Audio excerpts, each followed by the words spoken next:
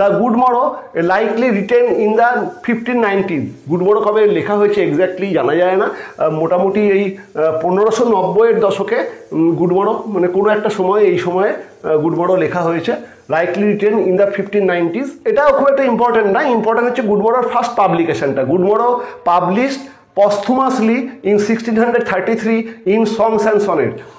জন ডানের মৃত্যুর পরে 1633 খ্রিস্টাব্দে সংস অ্যান্ড সনেটস বলে ডানের যে কাব্যগ্রন্থ সেখানে দ্য গুড মরো প্রথম প্রকাশিত হয়। এটা মেটাফিজিক্যাল পোয়েট্রি, এর theme, style and use of concepts, সেই জন্য এটা মেটাফিজিক্যাল পোয়েট্রি। গুড মরোর কী ধরনের কবিতা?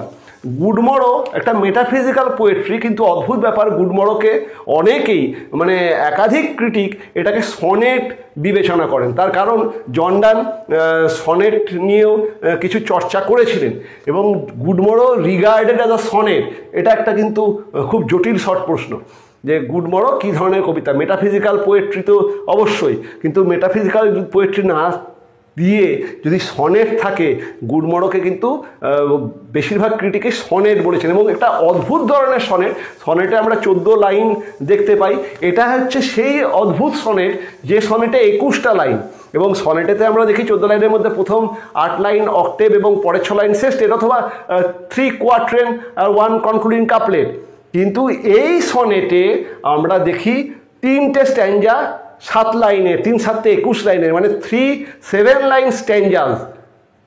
সেই 21 লাইনের কবিতা কিন্তু এটাকে সনেট বলে, কারণ তার যে অ্যাপ্রোচ সেটার মধ্যে বেশ কিছু সনেটের কোয়ালিটি রয়েছে, এই জন্য গুড মরোকে একটা সনেট হিসেবে বিবেচনা করা। রাইম স্কিম, গুড মরোর রাইম স্কিমটা একটা অদ্ভুত। AB AB C C C, 7টা লাইনের যে স্ট্যাঞ্জার যে rhyme scheme A B C C C, এই অদ্ভুত রাইম স্কিম গুড মরোতে লক্ষ্য করা যায়, মনে রাখা। দ্য গুড মরো হচ্ছে একটা অবেড হচ্ছে এ মর্নিং লাভ পোয়েম। সকালবেলাতে যদি আমরা কোনো লাভ পোয়েম বা ভালোবাসার কবিতা পাঠ করি তাকে বলা হয় অবেড। দ্য গুড মরো এটা একটা সকালের কবিতা এবং একটা ভালোবাসার কবিতা। ইট ইজ অ্যান অবেড, ঠিক আছে? আর অবেড কি? এ মর্নিং লাভ পোয়েম, এটা কিন্তু ইম্পর্টেন্ট মনে রাখার। এখানে গুড মরোর মেট্রিক্যাল প্যাটার্ন সেটাও খুব জটিল। গুড মরোতে ভ্যারিং মেট্রিক্যাল প্যাটার্ন, মানে এটা একটা আয়াম্বিক পেন্টামিটারের কবিতা, কিন্তু প্রথম 6 লাইন আয়াম্বিক পেন্টামিটার এবং শেষের লাইনটা আয়াম্বিক হেক্সামিটার, এটা মনে রাখার।